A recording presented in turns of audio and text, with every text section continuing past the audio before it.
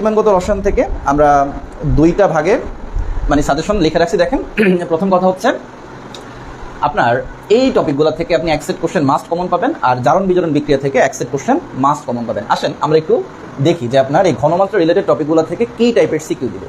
যদি আপনি প্রিভিয়াস ইয়ারের কোশ্চেনগুলো অ্যানালাইজ করেন, দেখবেন যে ঘনমাত্রার যে বিভিন্ন একক আছে, molarity, molality, normality, ppm, ppb, ppt, শতকরায় প্রকাশ, এই যে ঘনমাত্রার বিভিন্ন এককের মধ্যে পারস্পরিক যে রূপান্তর, এখান থেকে আপনার প্রয়োগে এবং এমসিকিউতে কোশ্চেন আসতে দেখা যায়। কারণ উদ্দীপকে একটা দ্রবণের ঘনমাত্রা আপনার দেওয়া মোলারিটিতে, তো আপনাকে বললো যে উদ্দীপকের দ্রবণের ঘনমাত্রাটি পিপিএম এককে কী হবে, কত হবে, অথবা আপনাকে শতকরায় ঘনমাত্রা দেওয়া, আপনাকে বলবে যে মোলারিটিতে ঘনমাত্রাটা কত। সবচেয়ে বেশি আসছে ওই যে মোলারিটি থেকে পিপিএম এ যে কনভার্সন, তো আপনার যত ধরনের কনভার্সন আছে সবগুলোই কি একবার করে প্র্যাকটিস করে যাবেন। আর লঘুকরণ সূত্র ওই যে S1 V1 = S2 V2, তো আপনাকে উদ্দীপকে একটা দ্রবণ দেওয়া থাকবে, সেই দ্রবণের ঘনমাত্রা এবং আয়তন দেওয়া থাকবে। আপনাকে বলবে ওই দ্রবণে এত ml পানি যোগ করলে পরিবর্তিত ঘনমাত্রা কত হবে, অথবা ঘনমাত্রা এত করার জন্য কী পরিমাণ পানি যোগ করতে হবে। আচ্ছা, তাহলে সেপারেটলি ঘনমাত্রার বিভিন্ন এককের পারস্পরিক রূপান্তর থেকে আপনার প্রয়োগে কোশ্চেন দিতে পারে, অথবা শুধু লঘুকরণ সূত্র থেকেও কি কোশ্চেন দিতে পারে। মাঝে মধ্যে কী করে, এই ঘনমাত্রার বিভিন্ন এককের পারস্পরিক রূপান্তর এবং লঘুকরণ সূত্রকে কম্বাইন করে কি দেয়, কোশ্চেন দেয়। ধরেন উদ্দীপকে যেমন আমরা যদি বোঝানোর চেষ্টা করি যে কম্বাইন করে যখন কোশ্চেন দিবে তখন কী টাইপের কোশ্চেন হবে। যদি আপনার টেস্ট পেপার ঘাটলে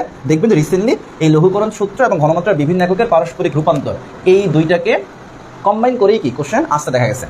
ধরেন উদ্দীপকে ঘনমাত্রা দেওয়া পিপিএমে, ধরেন বললো যে 5000 ppm 700 ml HCl, ঠিক আছে। কারণ আমি যদি আপনাকে বলি যে এখানে আরও 300 ml পানি যোগ করলে, যদি বলি যে 300 ml পানি যোগ করলে পরিবর্তিত ঘনমাত্রা পিপিএম এ কত হবে, তাহলে দেখেন আমাদের মেইন সূত্র লঘুকরণ কি, S1 V1 = S2 V2। এখন এখানে S1 যেটা, এটা কিন্তু পিপিএম এ দেওয়া, তাহলে আপনাকে প্রথমে কি করতে হবে, পিপিএম থেকে মোলারিটিতে কনভার্ট করতে হবে। ওকে, করে আপনি এখানে বসাবেন, বসায় আপনি কি করবেন, ওই যে ভিডিও বসাবেন, যদি 300 ml পানি যোগ করছেন, ভিডিও হবে কত 1000 ml, পরে S2 বের করবেন। আমরা S2 কোন এককে আসবে, মোলারিটিতে, কিন্তু কোশ্চেনে কি বলছে যে উদ্দীপকের দ্রবণে 300 ml পানি যোগ করলে পরিবর্তিত ঘনমাত্রা পিপিএম এ কত হবে। তাহলে প্রথম আপনি কি করলেন, এই 5000 ppm কে মোলারিটিতে কনভার্ট করে এখানে S1 এ বসাইলেন, পরে S2 বের করলেন মোলারিটিতে, পরে আবার কি করতে হবে, S2 কে আপনার কি করতে হবে, পিপিএম এ কনভার্ট করতে হবে। ওকে, এটা নর্মালি প্রয়োগের পার্টটা, প্রয়োগে এই টাইপের কোশ্চেন ইনশাল্লাহ আপনারা ফেস করতে পারেন। এরপর আসেন মিশ্রিত দ্রবণের প্রকৃতি। উদ্দীপকে একটা অম্ল থাকবে, একটা ক্ষার থাকবে, আপনাকে বলবে যে উদ্দীপকের দ্রবণদ্বয়কে মিশ্রিত করলে মিশ্রিত দ্রবণের প্রকৃতি কিরূপ হবে।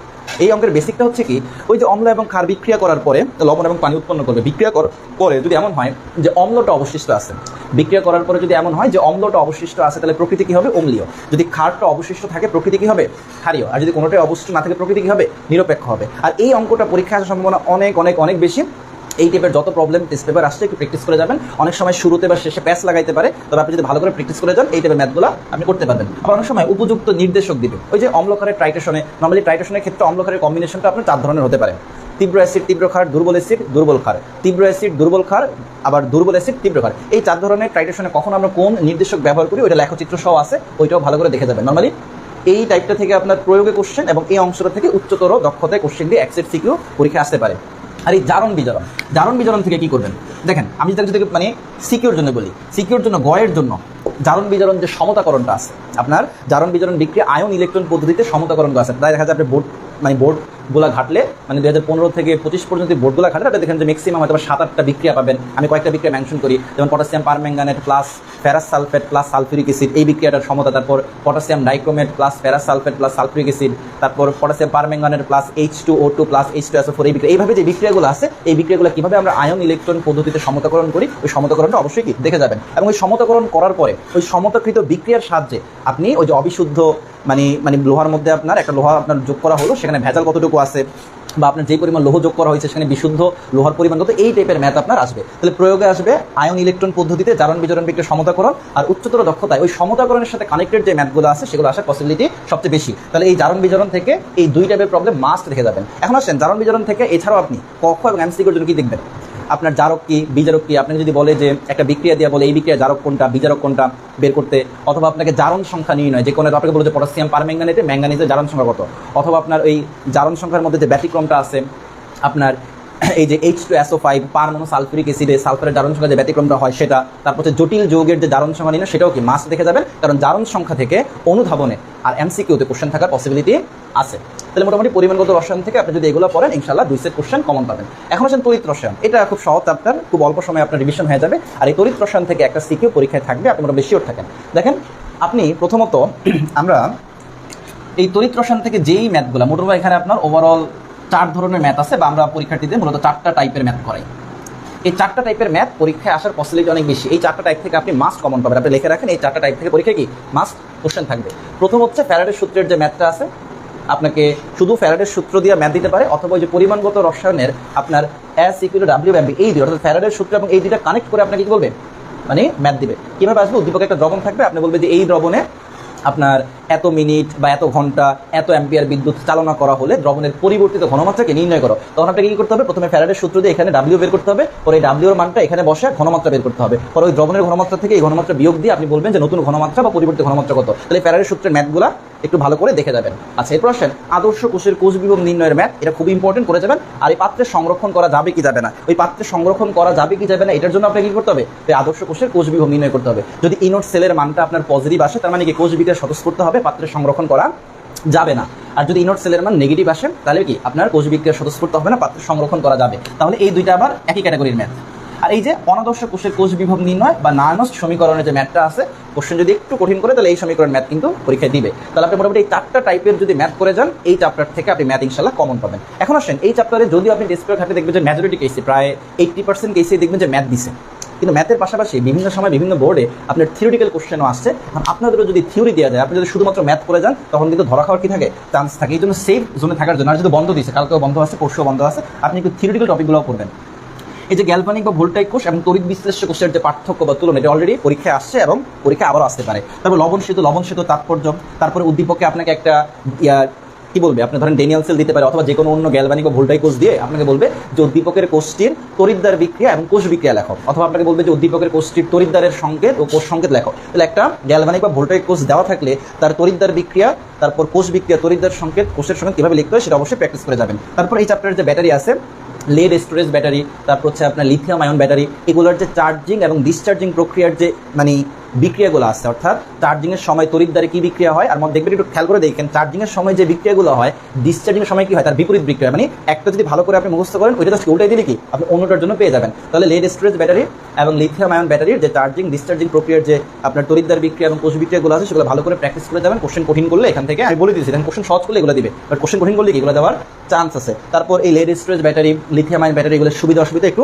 চোখ বুলাই যাবেন। তারপর হচ্ছে আপনার হাইড্রোজেন ফুয়েল সেল, এর গঠনটা একটু পড়বেন, আবার এই হাইড্রোজেন ফুয়েল সেলের সুবিধা কি অসুবিধা একটু ভালো করে পড়ে যাবেন। তাহলে এই ম্যাথগুলা মাস্ট, আর এই ম্যাথগুলোর পরে পাশাপাশি যদি এই থিওরিগুলো আপনি পড়ে যান, ইনশাল্লাহ আপনার অ্যাকসেপ্ট মাস্ট কমন, কেউ আপনার অ্যাকসেপ্ট কাইরা নিতে পারবে না। আচ্ছা, এখন আসেন আমরা একবারে সবার শেষে একটু জৈব যৌগ নিয়ে কথা বলি,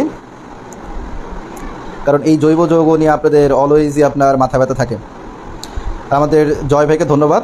আমরা শুরুর দিকে হয়তো একটু সাউন্ডের প্রবলেম হয়েছে, আর যেহেতু বোর্ডে, এই জন্য আমরা আগের লাইভে আমরা বোর্ড ইউজ করি নাই। তো আমার পরে মনে হলো যে আসলে বোর্ডে টপিকগুলো লেখা থাকলে যারা একটু পরে লাইভে যোগ হইতেছেন বা লাইভ শেষ হওয়ার পরে যারা ভিডিওটা দেখবেন, তাদের জন্য একটু ইজি হবে। ঠিক আছে, তো আসেন আমরা জৈব যৌগের কনসেপ্টটা দিয়ে কী আপনি পড়বেন। আর জৈব যৌগ দেখেন এমন ছোটো করে লিখছি, আমি চেষ্টা করছি যেন আপনি পরীক্ষার আগে, কারণ যেহেতু সময় 2 দিন, আপনি দেখা যায় এই পরিবেশ, পরিমাণ এবং তড়িৎ, এই 3টা পড়তে প্রায় আপনার 1 থেকে 1.5 দিন চলে যাবে। যদি ভালো করে পরীক্ষায় 4টা থেকে 5টা সিকিউ আনসার করার মতো আপনি রিভিশন দেন, তাহলে আপনার মোটামুটি 1 থেকে 1.5 দিন চলে যাবে। এখন আসেন জৈব রসায়ন, এটার জন্য 1 দিন রাখবেন, কারণ এটা থেকে ওই ফাঁকিবাজের কথাটা বলে দিই, আপনি 1, 3 আর 4 যদি ভালো করে পড়েন, আর আগের থেকে যদি আপনার জৈব যৌগ পড়া একেবারে দেখা যাবে জৈব যৌগ একবারে হাত দেন নাই, তখন কিন্তু আপনি জৈব যৌগ নিয়ে বেশি টানা স্টার করতে যায় না। আপনি করেন কি, মানে যারা আগে ভুল তো করে ফেলছেন, এখন তো কিছু করার নাই, মানে যখন পড়ার বয়স ছিল তখন পড়েন নাই, এখন আপনি কি করবেন, আপনি করেন কি 1, 3, 4 আমরা যেভাবে বলে দিলাম এভাবে একটু ভালো করে পড়েন, ইনশাল্লাহ শিওর থাকেন এখান থেকে 4 থেকে 5 সেট সিকিউ ইনশাল্লাহ আপনি কমন পাবেন। এখন এরপরে আপনি কি করবেন, এই 1, 3, 4 পড়ার পর আপনি করেন কি, এই জৈব যৌগ থেকে ক, খ আর এমসিকিউ এটার জন্য একটু প্রিপারেশন নিয়ে যান। কারণ কি, এই যে 1, 3, 4 থেকে যে আপনার 4 থেকে 5টা সিকিউ আসবে, এখানের সিকিউগুলোর কতে বা খতে অনেক সময় দেখবেন যে জৈব যৌগের কোশ্চেন দেওয়া। তো দেখা যায় আপনি একটা 10 নম্বরের সিকিউতে ক পারেন, গ পারেন, ঘ পারেন, কিন্তু খটা পারতেছেন, তখন কিন্তু আপনার 2 নম্বর কি হবে, মিস যাবে। আর এইভাবে করে দেখবেন যে আপনি 4টা বা 5টা সিকিউ আনসার করলেও আপনার 10 থেকে 12 নম্বরের একটা গ্যাপ থেকে যাবে ওই জৈব যৌগের জন্য। তো আপনি কি করেন, সিকিউর জন্য 1, 3, 4 ভালো করে পড়েন, আর জৈব যৌগের জন্য ক, খ আর এমসিকিউ পড়েন। এখন আসেন যারা এর আগে জৈব যৌগ A to Z ভালো করে পড়ছেন, এখন জাস্ট রিভিশন দিবেন, তারা কি করবেন তাদের জন্য বলি। তাহলে এই টেকনিকটা হচ্ছে যারা এর আগে কখনো জৈব যৌগ উল্টেও দেখেন নাই বা পড়বো বলে ভাবছেন, কিন্তু পড়ার সময় আপনার হয়ে ওঠে নাই, তারাই কাজটা করবেন। ঠিক আছে, আর যারা জৈব যৌগ এর আগে পড়ছেন, ভালো করে নোট করে পড়ছেন, এখন আপনারা কীভাবে রিভিশন দিবেন দেখেন। জৈব যৌগ এমনি অনেক বড় চ্যাপ্টার, আপনি যদি চানও পরীক্ষার আগে সবকিছু রিভিশন দিতে পারবেন না। তো আমরা এখানে বোল্ড কিছু টপিক বলে দিচ্ছি, আপনি সিকিউর জন্য এই টপিকগুলো মাস্ট দেখে যাবেন। বিশ্বাস করেন এখান থেকে ইনশাল্লাহ সিকিউ আসবে। যেমন হাকিল নীতি, তারপর হচ্ছে সমানতা।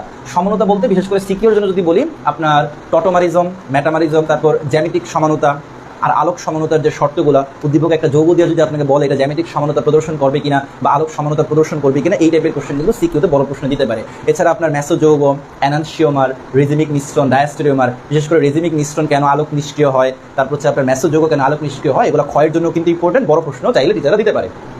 মার্কনিকোভসের নীতি, মার্কনিকোভসের বিপরীত নীতি এবং মার্কনিকোভসের নীতির ব্যাখ্যা, এটা ভালো করে পড়ে যাবে। এটা থেকে অলরেডি বোর্ড পরীক্ষায় বড় প্রশ্ন আসছে, গ হতে কোশ্চেন দিতে পারে। আর এটা মাস্ট, এই যে SN1, SN2, E1, E2 এগুলোর কৌশল। উদ্দীপক একটা বিক্রিয়া দিয়ে আপনাকে বলবে যে উদ্দীপকের বিক্রিয়াটির কৌশল কি করো, ব্যাখ্যা করো। হতে পারে বিক্রিয়াটি SN1 বিক্রিয়া, হতে পারে SN2, হতে পারে E1, হতে পারে E2। তাহলে এই বিক্রিয়াগুলোর কৌশলগুলো মাস্ট পড়ে যাবেন। তাহলে এই টপিকগুলো থেকে আপনার এক্সেট কোশ্চেন দিতে পারে। এখন আসেন বেনজিন। এক কথা মাথায় রাখবেন, আমরা মাঝে মধ্যে বলি না যে জৈব যৌগ মানেই হচ্ছে বেনজিন, জৈব রসায়ন মানে হচ্ছে বেনজিন। এই বেনজিন থেকে ফুল এক্সেট কোশ্চেন দিবে, একটু মনোযোগ দিয়ে শুনেন। বেনজিন থেকে ফুল এক্সেট কোশ্চেন আসবে। তাহলে বেনজিন থেকে কি কি পড়বেন? প্রথমত বেনজিনের প্রস্তুতি। আপনাদের বইতে দেখবেন বেনজিনের 5টা প্রস্তুতি আছে।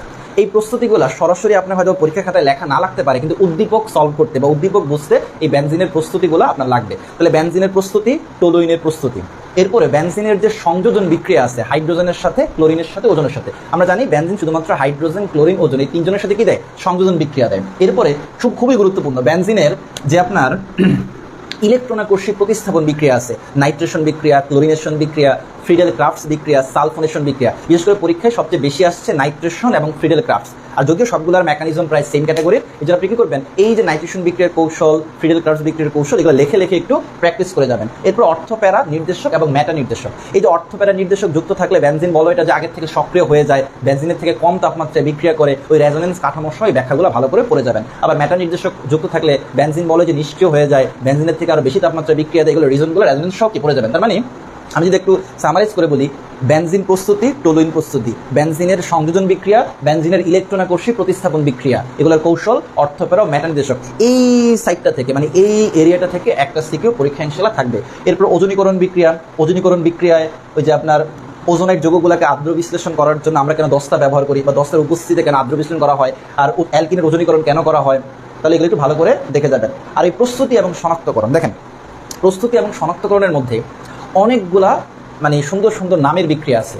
ওই যে নাম দিয়ে যে বিক্রিয়াগুলো আছে, ফর এক্সাম্পল ধরেন অ্যালডল ঘনীভবন বিক্রিয়া, ক্যানিজারো বিক্রিয়া, উডস বিক্রিয়া, ডি কার্বক্সিলেশন বিক্রিয়া, ব্লা ব্লা ব্লা, যত ধরনের নাম দিয়ে বিক্রিয়া আছে সবগুলো একবার করে চোখ বুলাই যাবেন। এই নাম দিয়ে যে বিক্রিয়াগুলো আছে এগুলো এমসিকিউতে যেমন আপনার সরাসরি আসতে পারে, আবার বড় প্রশ্ন আসতে পারে। আর প্রস্তুতি এবং শনাক্তকরণ থেকে আপনি মিনিমাম অ্যালকেন, যদি আপনাদের এখন ফুল সিলেবাস সবগুলোর যে কোনো জায়গা থেকেই আপনার কোশ্চেন দিতে পারে, তাও আমি একটু মানে চেষ্টা করছি সহজ করে দিতে। অ্যালকেন, অ্যালকিন, অ্যালকাইন, তারপর হচ্ছে অ্যালকোহল, অ্যালকোহল প্রস্তুতি এবং শনাক্তকরণ। বিশেষ করে ওই যে 1 ডিগ্রি, 2 ডিগ্রি, 3 ডিগ্রি অ্যালকোহল আমরা কীভাবে প্রস্তুত করি, আবার 1 ডিগ্রি, 2 ডিগ্রি, 3 ডিগ্রি অ্যালকোহল কীভাবে শনাক্ত করি।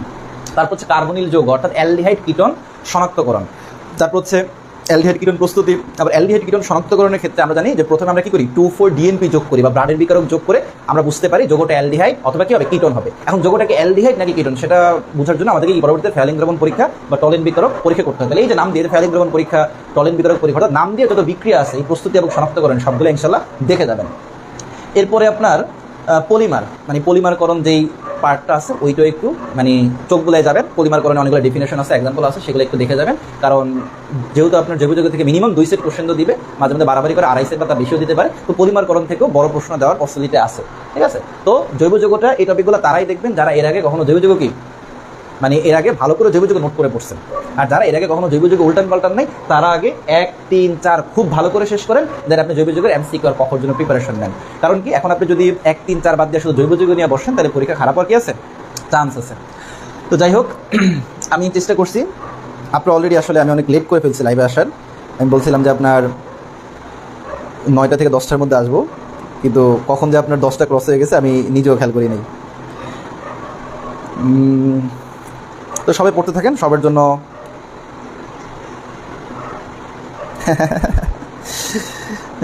একজন বলছে ভাই ফাইনাল দেখতে যান, পড়ালেখা ভালো লাগে না। দেখেন আপনাদের খেলা তো একটাই, তাই না? তো আপনারা যারা HSC 26 আসেন আপনাদেরকে যতই বলি যে খেলাধুলা পরে ইউটিউবে হাইলাইটস দেখতে পারেন, আপনারা মানবেন না। খেলা দেখেন, সমস্যা নেই। এবং 1টা বাজে খেলা, মানে আপনি যদি বাইরে খেলা দেখতে যান, আপনার আসা যাওয়া অনেক আছে যে একসাথে পেন্না মিলে কোথাও বা বিভিন্ন জায়গায় যে আপনার এই যে বড় পর্দায় আপনার খেলা দেখে ওখানে খেলা দেখতে যান। তবে আমার সাজেশন থাকবে যারা পরীক্ষার্থীরা আছেন তারা যদি খেলা দেখেন, আপনি খুব বেশি মানে যে আপনার খেলা দেখাই লাগবে, নয়তো আপনার পড়ালেখায় মন বুঝে না, এই টাইপের যদি সিচুয়েশন হয়ে যায়, বাসায় বসে খেলাটা দেখে মানে 1টা পর্যন্ত পড়েন, একবার 1 বাজবে তখন আপনি টিভির সামনে যান, খেলাটা দেখেন, খেলা শেষ করে ঘুমাই যান, সকালে আবার পড়তে বসেন, ঠিক আছে? কিন্তু খেলাধুলার কারণে যেন পড়ালেখার প্রিপারেশনের হ্যাম্পার না হয় সেটা একটু মাথায় রাখবেন। হ্যাঁ, আমরা খেলা দেখবো, আমার তো আর কালকে পরীক্ষা নাই, আমি ইনশাল্লাহ খেলা দেখবো। এখন তো আপনার সময় আছে, আপনার খেলা তো 1টা বাজে শুরু হবে। আর আপনাদের কেমিস্ট্রি সেকেন্ড পেপার পড়তে গিয়া যে কোনো প্রবলেম হবে আমাদের পেজে সরাসরি মেসেজ দিবেন, অথবা আমার মানে পেজে যে হোয়াটসঅ্যাপ নাম্বারটা দেওয়া আছে সেটার মধ্যে ইনশাল্লাহ মেসেজ দিবেন। আমি মেসেজ দেখার সাথে সাথে আপনাদের যে প্রবলেমটা আপনারা আস্ক করছেন সেটার ইনশাল্লাহ আনসার দেওয়ার চেষ্টা করব। তো এর আগেও আলহামদুলিল্লাহ অনেকে মেসেজ দিচ্ছেন, আমি চেষ্টা করছি আমার জায়গা থেকে যত দ্রুত রেসপন্স করার, কিন্তু মাঝে মধ্যে অনেক সময় একটু লেট হয়ে আছে, দেখা যায় আমি অনেক সময় মেসেজ থেকে আমারই খারাপ লাগে যে 15-20 মিনিট আধা ঘন্টা আগে মেসেজ দিছে, আমি এত লেট করে দেখছি। তো মোটামুটি আমার যারা স্টুডেন্ট আছেন তারা জানেন যে আমি মেসেজ দেখার সাথে সাথে আপনাদেরকে রেসপন্স করার চেষ্টা করি। আর যদি খুব বেশি ব্যস্ত থেকে বাইরে থাকি অন্তত এটা বলে দিই যে আমি একটু ব্যস্ত আছি, কিছুক্ষণ পরে ফ্রি হয়ে আমি কি মানে সলভটা দেওয়ার বা আনসারটা দেওয়ার চেষ্টা করতেছি। তো যাই হোক, সবাই ভালো থাকেন, সুস্থ থাকেন, আর বেশি বেশি করে পড়ালেখা করেন। আর পরীক্ষার হলে কোশ্চেন পাওয়ার পরে, কোশ্চেন যেমনই হোক, দেখেন পরীক্ষার কোশ্চেন সহজও হইতে পারে, কঠিন হইতে পারে, কিন্তু কোশ্চেন পাওয়ার পরে কোশ্চেন যদি একটু কঠিন হয় নিজেকে নার্ভাস করবেন না, এটা মাথায় রাখেন। কোশ্চেন কঠিন মানে মেজরিটি স্টুডেন্টের জন্য কি কোশ্চেন কঠিন। তারপরে যদি মাথা ঠান্ডা রেখে সুন্দর করে গোছায়া 8টা সিকিউর মধ্যে বেস্ট 5টা সিকিউ সিলেক্ট করে পরীক্ষায় আনসার করতে পারেন, আশা করি আপনার পরীক্ষা ইনশাল্লাহ ভালো হবে। অনেক সময় দেখা যায় 8টা সিকিউর মধ্যে 2টা বা 3টা সিকিউ ধরেন একবারে কঠিন লেভেলের দিচ্ছে, এত কঠিন দিচ্ছে হয়তো আমিও আনসার করতে পারবো না, মানলাম, কিন্তু বাকি 4টা বা 5টা তো আছে। এই জন্য অনেক সময় হয় কি যে 8টা সিকিউর মধ্যে পোলাপাইনের যখন 1-2টা সিকিউ খুব বেশি কঠিন দিয়ে দেয়, ওই 2টা সিকিউ দেখে পোলাপাইন অনেক বেশি প্যানিক হয়ে যায়, তবে আয় এত কঠিন কোশ্চেন। এই জন্য যখন দেখবেন যে দেখেন 8টা সিকিউর 8টাই কখনো আপনার কঠিন করে না, যদি আপনি স্ট্যান্ডার্ড কোশ্চেন করে, ঠিক আছে? তো আপনি একবারে কি করবেন, কোশ্চেন দিলে 8টা সিকিউ আগে ভালো করে দেখবেন, যেগুলো আপনার কাছে মনে হবে কঠিন স্কিপ করার চেষ্টা করবেন। আর যেগুলো আপনার কমন পড়ছে, অনেক সময় দেখা যায় পোলাপাইনের দেখা যায় 8টাই কমন পড়ে, কারো 6টা কমন পড়ে, কারো 7টা কমন পড়ে। তো আপনার যেই সিকিউগুলো কমন পড়তেছে সেখান থেকে চেষ্টা করবেন বেস্ট 5টা সিকিউ সিলেক্ট করে ওই 5টা আনসার করতে, ঠিক আছে? আর কারণ অনেক সময় সিলেকশন ভুল করার কারণে আমরা পরীক্ষা খারাপ দিয়ে আসি। দেখা যায় অনেক সময় অনেক সহজ সিকিউ থাকে, অনেক ম্যাথমেটিক্যাল সিকিউ থাকে, যেগুলো আনসার করলে আমরা নাম্বার বেশি পাইতাম। আমরা অনেক সময় ওগুলো সিলেক্ট না করে একটু থিওরিটিক্যাল বা এমন টাইপের সিকিউ সিলেক্ট করি যেগুলো আপনার ঠিকঠাক লিখলেও কি আসে, নাম্বার আসলে অত বেশি ওঠে না। তাহলে সিকিউ সিলেকশন খুব গুরুত্বপূর্ণ একটা জিনিস। কারণ অনেক সময় হয় কি, দেখা যায় আপনার ফ্রেন্ডেরও 6টা সিকিউ কমন পড়ছে, আপনারও 6টা সিকিউ কমন পড়ছে, কিন্তু আপনি যদি ঠিকঠাক সিকিউ সিলেকশন করতে না পারেন, বা ধরেন ওরও 8টা কমন পড়ছে, আপনারও 8টা কমন পড়ছে, কিন্তু সে এমন 5টা সিকিউ সিলেক্ট করছে যেগুলোতে একবার গোটা গোটা নাম্বার পাওয়া যায়, কিন্তু আপনি কি করছেন, একটু ভুল করে কঠিন বা একটু থিওরিটিক্যাল সিকিউ বেশি সিলেক্ট করার কারণে নাম্বার কি আসছে, কম আসছে। তো তবে ভালো থাকেন, সুস্থ থাকেন। আর যে কোনো কেমিস্ট্রি রিলেটেড যে কোনো প্রবলেম আমার পেজে বা হোয়াটসঅ্যাপে মেসেজ দিবেন, আপনাদের জন্য ইনশাল্লাহ মানে আমার মনে হয় যে আমরা আমার স্টুডেন্টদের পরীক্ষা না, পরীক্ষা আমারও। এই জন্য আমি দেখা যায় সবচেয়ে মানে আমি হোয়াটসঅ্যাপে গেলে বা পেজে গেলে সবার আগে দেখি যে HSC 26 এরা কেউ মেসেজ দিচ্ছে কিনা। মানে দেখা যায় অন্য কেউ মেসেজ দিল সেটা একটু পরে রিপ্লাই দেওয়ার চেষ্টা করি, আগে দেখি যে পরীক্ষার্থী কেউ আসছে কিনা, যে কোনো প্রবলেম নিয়ে মেসেজ দিচ্ছে কিনা, সেটার আগে কী করি, আনসার দেওয়ার চেষ্টা করি। কারণ এমন যদি হয় যে ফর এক্সাম্পল যে আমি একটু লেটে আনসার করার কারণে তার যদি কোনো একটা পড়ালেখার হ্যাম্পার হয়, সেটা যেন না হয়, আমি চেষ্টা করি যে অন্য সব কিছু সাইডে রেখে আগে পরীক্ষার্থী কেউ যদি মেসেজ দেয় সেটার আনসার কি আগে দেওয়ার। তো সবাই ভালো থাকেন, সুস্থ থাকেন, আর সবার জন্য দোয়া রইল। আর খেলা দেখেন, সমস্যা নাই, তবে খেলা দেখতে গিয়ে আবার পড়ালেখার হ্যাম্পার করেন না।